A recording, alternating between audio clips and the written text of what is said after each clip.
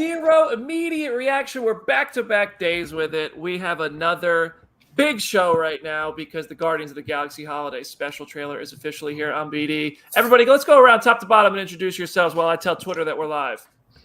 Hey, everybody. It's Aaron Perrine here. Excited to see all your wonderful smiling faces for the second day in a row. Adam. What's going on? Yeah. Carlo's very upset with Cosmo right now. Cosmo's what's going on? I can't. We got it. 2 trailers in 2 days, man. I'm hyped. Hey everybody, it's Jenna Anderson. What a week. I picked the weirdest week to go out of town because everything Marvel keeps pulling me back in. So happy to be here. This is such a great trailer. Hey everyone, Liam, back again. Thanks for having me on. Aaron, I want to give a shout out to like the little purple tint in your hair. Yeah. Obviously Black Panther related. I love it. Thank you. That's exactly what I was going for. And that's why I got lost to the black goop yesterday while we were talking about Ant-Man. Now, hopefully I'll stay connected for this whole thing on Guardians. Hopefully. We missed you yesterday when you did blip out.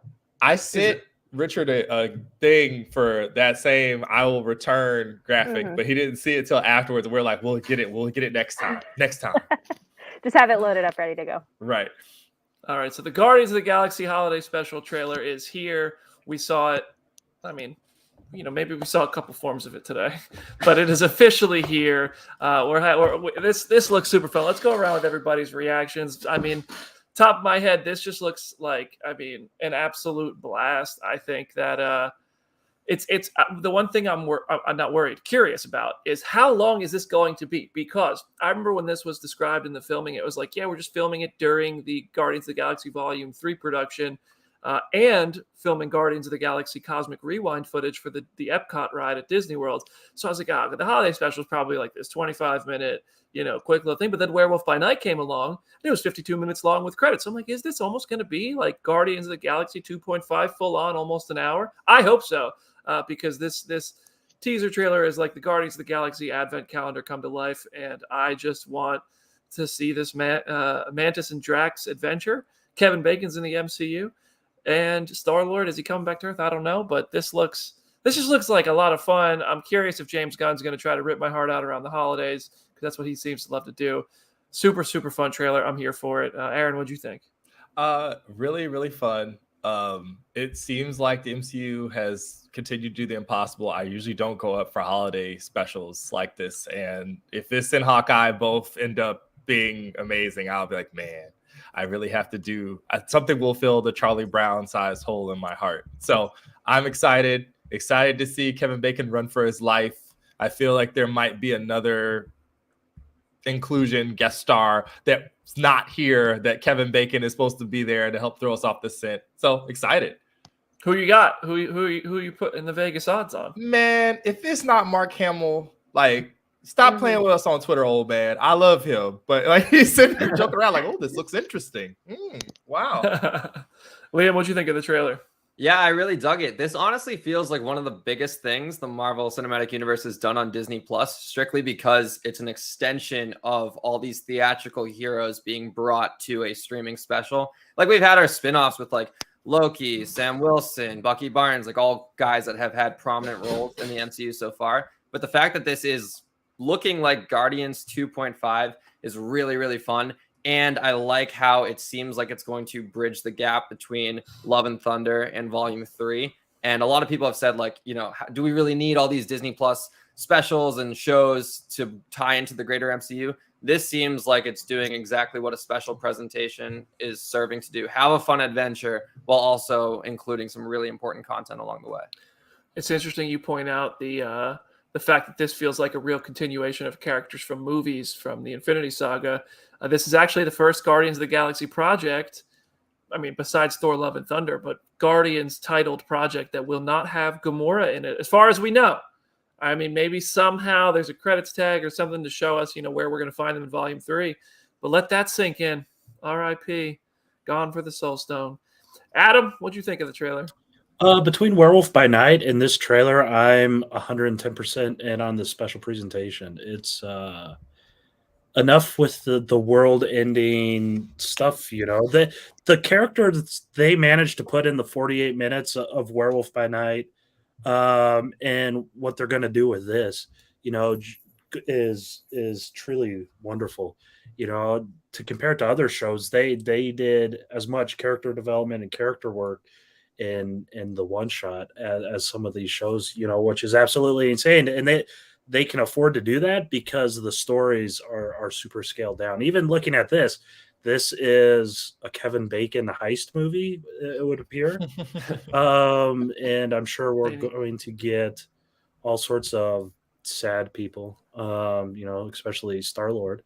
But at the same time, I didn't anticipate Drax and Mantis kind of leading the charge on this. But yeah, man, I'm all in on these presentations. Yeah, I find that really interesting that Drax and Mantis are seemingly like the main characters, but I am curious what that means because it doesn't look like Star-Lord's on Earth in this one. So are we going to see whatever Star-Lord's doing in the meantime? And it's just split, and this trailer only showed us the Earthbound saga. I don't know. Jenna, what do you think? I agree with everything that everyone said. I am also curious because like part of me had built up in my head after Vin Diesel had said in a dozen different interviews of like, we're going to Planet X at some point. Part of me almost expected the holiday special to be like, we're going to teach all of the trees on Planet X, like the meaning of Christmas. So I almost wonder if that might be like part of what Peter partially ends up doing also, because I would just love to see that. That would be amazing. I agree with Adam. I think the special presentations are the future of the MCU in a way. I think this feels like picking up a one shot of a comic with characters that you know and that you recognize, but you don't have to have the long-term commitment of reading a mini series, reading a maxi series. Like you can just enjoy it for what it is. And so I'm really excited to see what this entails. This is exactly what I wanted. I'm with y'all. I think the special presentation stuff is the way to go in the future. I hope they do more of this. And as much as I have loved, and I've had a love-hate relationship with the series, mostly love. I enjoy them for the most part, but I've expressed my criticisms. I think the special presentations are 1-for-1 right now, and I really think that they could do some really cool stuff on Disney Plus with this. Okay, a couple talking points we got written down here. This first one, Cosmo is being voiced by Maria Bakalova, who you may have just seen in Borat 2.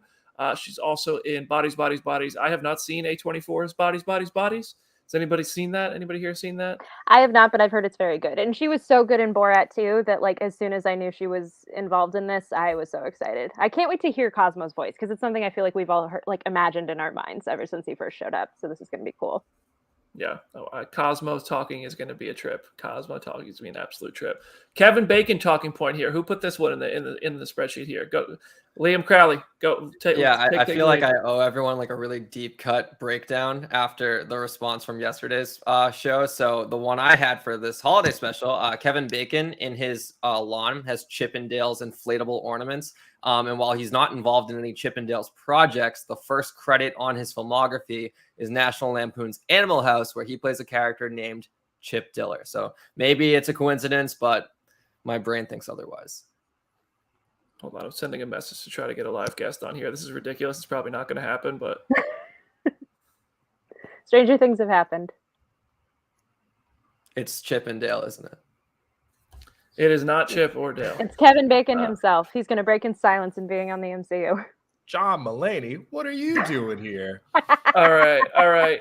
That is, I saw that fact go into the spreadsheet, and I was like, dude, how does Liam even make these connections? I just wish my brain worked that way. I'm going to be honest with you. Anybody in the comment section right now, by the way, since we're live on YouTube, please subscribe to the channel. If you're listening to us in podcast form, 5-star reviews, but live comment section, I encourage y'all to drop your talking points, the things you want to talk about from this trailer. And we will get to those. We love the comment section. What do we got here? We have a possible Eternals connection. Possible Eternals connection. Who was this? You again, Liam? This was me again. It's not in the trailer specifically, but there were set photos of Drax and Mantis walking in Hollywood Boulevard, and there are movie posters for Kingo movies from Bollywood and all that stuff. So there might be reason to believe that maybe Kevin Bacon and Kingo have worked together. Maybe he references him. Who knows? And Kingo has had some shine on Disney Plus before, obviously with that Miss Marvel reference in one of the earlier episodes. Be interesting to see if they bring the movie star element into it. And we already saw Nathan Fillion on a poster once in a James Gunn. Did we though? Movie. We barely saw it. I mean, like we saw set photos that we kind of almost saw it in the movie. I don't know if it's in a set photo. Does it count? Does it count as canon? Who knows? What else? We got. Oh, so one thing I want to talk about is how this compares to the footage at Comic-Con for Guardians of the Galaxy Volume 3. Obviously, these are two completely different projects, so they're going to be completely different footage, but the tone of them is so not bizarrely different, but so very, very different. The Guardians of the Galaxy Volume 3 footage at San Diego Comic-Con had your boy crying in the crowd. I was crying in the club right there. That footage was so good, and it was set to a song that if you listen to it now, like, I don't know, maybe it was just a cathartic moment for me or some kind of life-changing moment to sit there and listen to this song as it stood with the footage from Guardians of the Galaxy. But the Flaming Lips song, Do You Realize? It's just so heavy. And there's comedy. It cuts straight back to comedy after some weighty, emotional, meaty moments.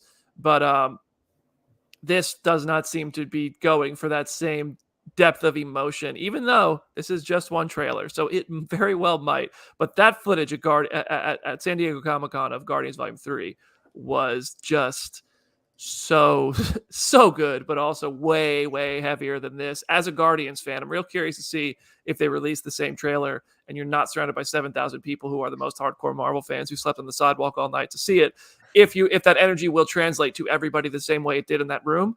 But we'll see when that happens. But yes, I just wanted to point out, this does look very, very different from the Guardians Volume 3 footage, for whatever that's worth.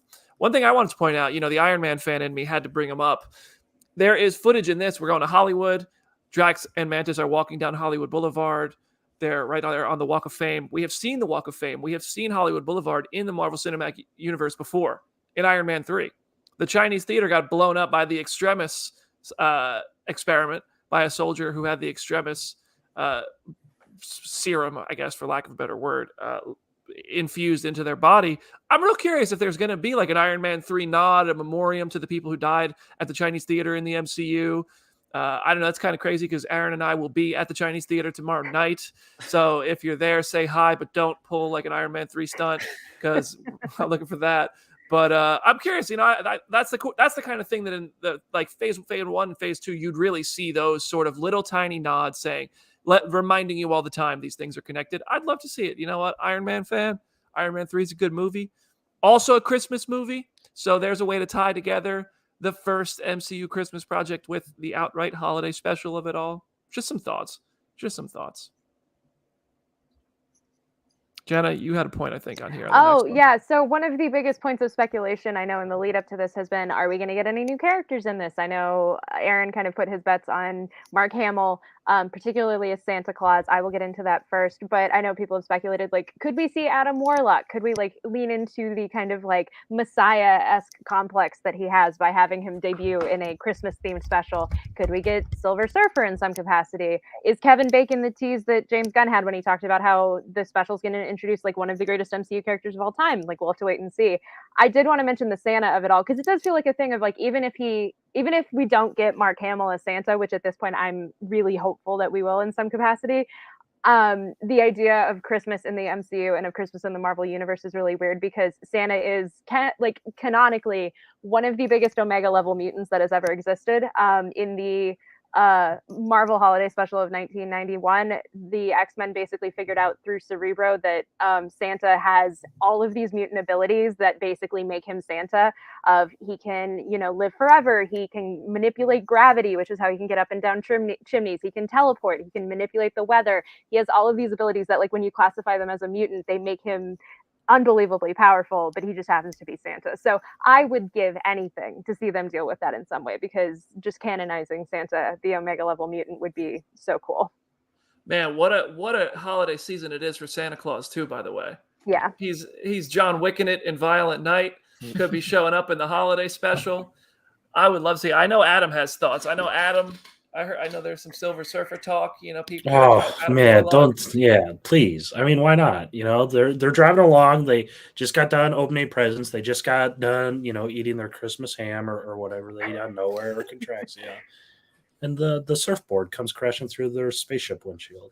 I would love for them to like bring Santa in, but don't make him an Omega level mutant. Make him like an Omega level Inhuman, just to like stop, just to like turn things up a little bit further. The North Pole's just full of Terrigen mist. Oh, please, please, just go that way, and it'll be the best thing ever.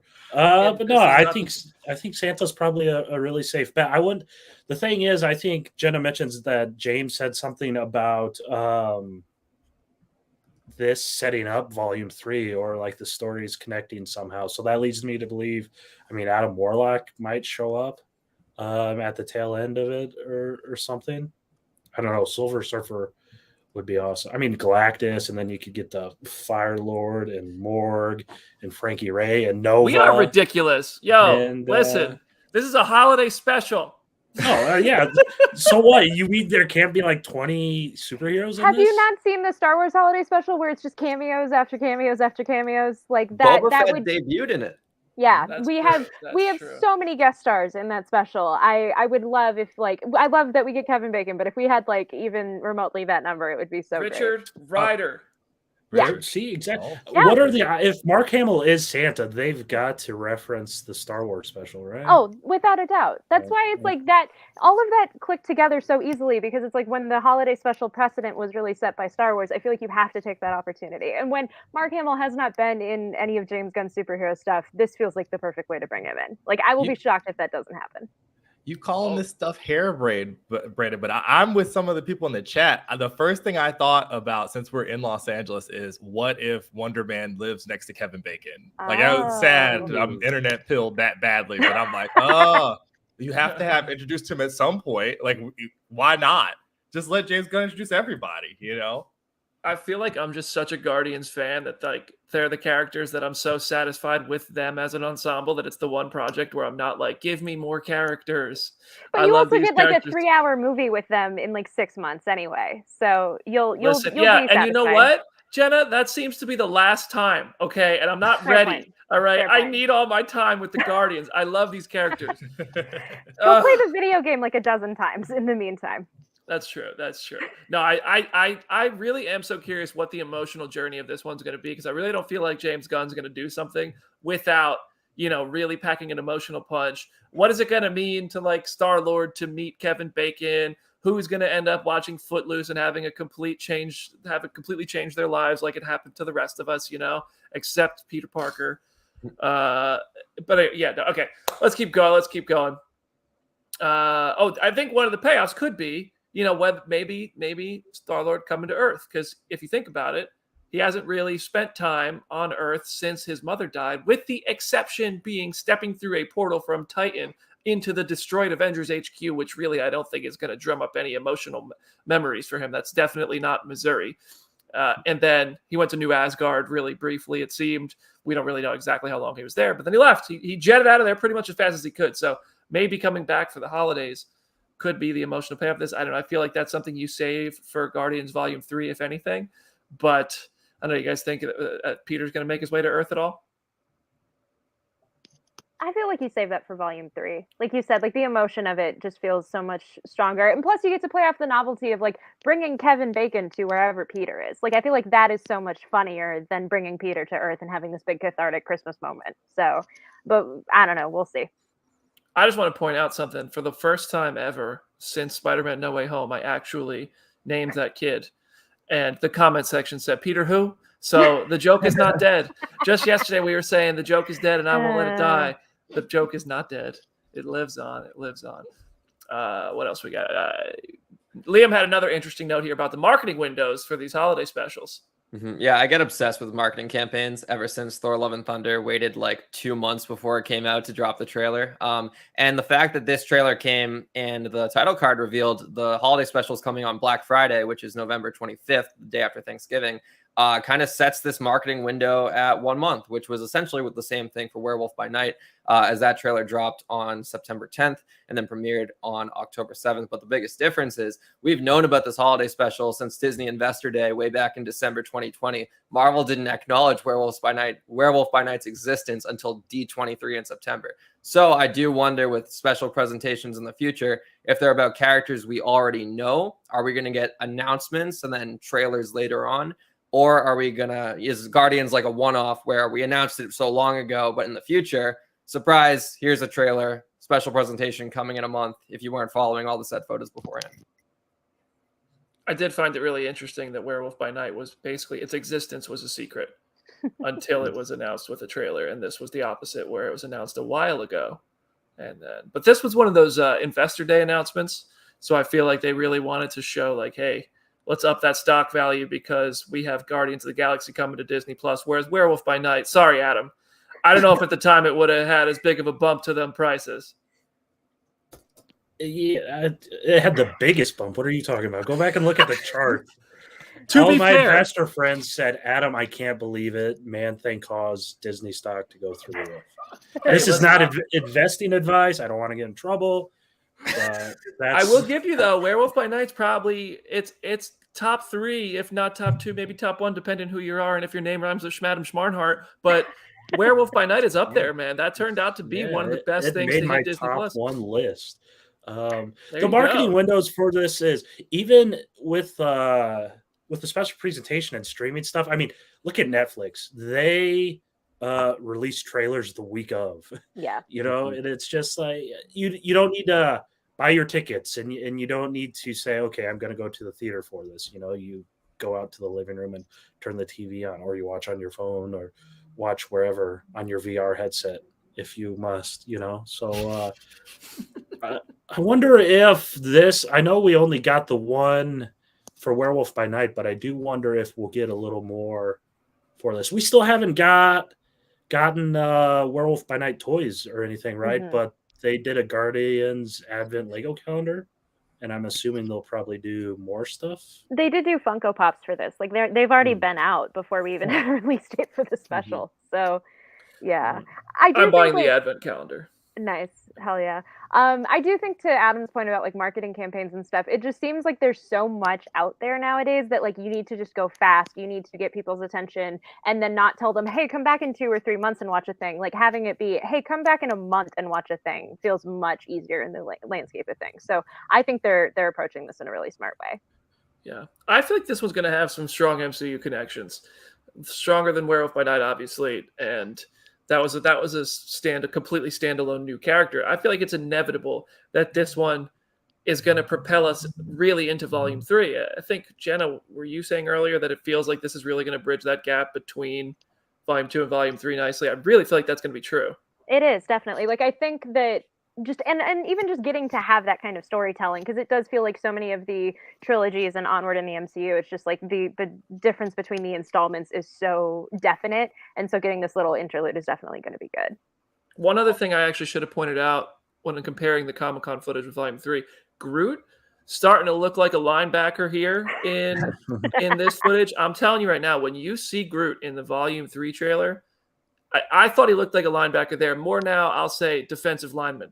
This man is just, it's bulking season for Groot lately, and he is planting those roots and sprouting. So I think it's going to be cool to continue to see new iterations of Groot. I thought this was inevitably going to grow into another Groot that looked like, you know, the Groot we saw in Guardians 1, the Hot Toys figure that I love so much, first one I ever bought.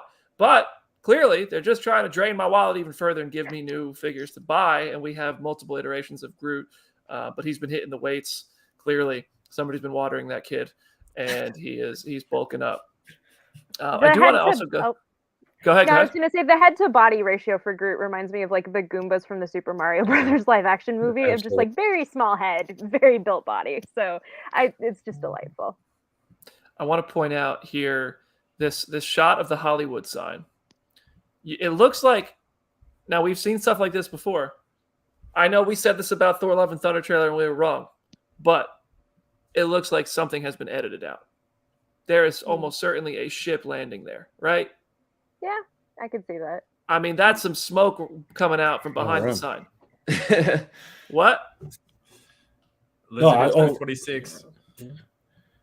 Unless it is the High Evolutionary's base and like his secret villain lair is behind the sign, and that's like the roof opening up. Yeah, that would be the coolest thing.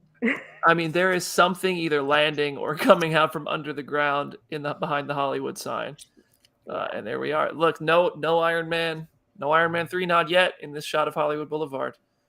I'll tell you right now, you pan that camera to the right a little bit, you see an Iron Man wax figure at Madame Tussauds. So They better just. Happy Hogan almost died right there. Okay, Happy Hogan almost died right there. All right. Anything else we want to talk about? Guardians of the Galaxy Holiday Special dropping on Disney Plus 1 month from today. It's so close yet so far. Anything else we want to discuss about this trailer before we wrap up our immediate reaction episode, the second in 2 days? I did just want to add real quick. Oh no, Aaron, you can go. Oh dang it, we're both doing it. Go ahead, Liam. Okay, fair enough. Well, we were dancing around. It feels like it's going to be important. It feels like it's going to be big. Gunn has said before on Twitter and in interviews before with Collider and Radio Times, he's called it the epilogue of Phase 4. There's a lot of big information in there. It's in canon. It's about the Guardians. You're going to learn stuff that you need to learn before Volume 3. It's great. I'm really happy with it. So, it remains to be seen if those words end up ringing true. But the man himself is calling this crucial information. He did. The only time Gunn has almost lost my trust was when he super hyped the Guardians of the Galaxy 1 credit scene. I thought for sure Iron Man was flying to space to meet them. I remember the rumor mill back in 2014, space armor, Tony Stark, and it was Howard the Duck sipping a martini. Now I know some of y'all love Howard the Duck, but I felt like I got Captain America patience right there. And I wanted to see the crossover because it was never enough for Brandon. But no, ultimately, I do think this one is going to... Honestly, I don't feel like I even need MCU connections to love this one. Like I said, I love these characters. But I do feel like it's going to have all of that and more. And Vin Diesel, if y'all remember, in that interview I did with him back at Bloodshot, somebody referenced it earlier in this episode. I think it was you, Liam, Planet X. No, it was me. Jenna, Okay, yeah. Planet X. I'm so curious because James Gunn has also gone out and said... no, Alpha Groot's not a real thing. So you never know if we have a Tyrese on our hands with that Vin Diesel interview, claiming Morbius is in the MCU, or if Vin Diesel really is taking us to Planet X and we're going to see, hometown for our favorite little tree. Someone's in the water in those Fast and Furious movies. I don't know what it is. I'll tell you, it's not Black Adam. All right, we got any comments here that the invisible jet is landing up there? What a crossover. James Gunn has been talking about that Marvel DC crossover. Just in the one way we would never expect. All right, Aaron, what were you going to say a moment ago? Oh, I just keep laughing that What If has weird breadcrumbs in it that something is going to happen, but it's not going to be exactly the same way as in What If, but it ends up happening with the Guardians partying at that bar. I'm like, I've seen this before. What in the world? So we got that. We're going to be doing that dance again, y'all. I know y'all saw the rankings episode, but it's like, let's go ahead and sit through What If. Let's see what happens. This is going to be my number one for 2022. What Guardians Holiday Special. Okay, wow. I was about to say, What If Season 2? No, I don't know. Man, What If Season 2? What If Season 2... it's coming. All right. Anything else you want to talk about, Adam? Anything you wanted to point out before we wrap up?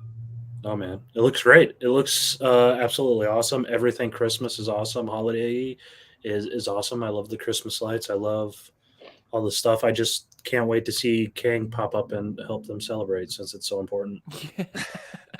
Liam, any final words today?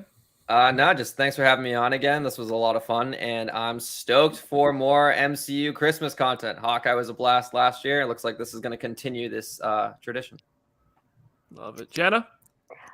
Just go read some comics. Go read that 1991 Marvel special where Santa's an Omega level mutant. There's countless other Santa comic appearances and just countless Christmas comics. So yeah, just dive into it and follow me on Twitter at HeyIsJennaLynn.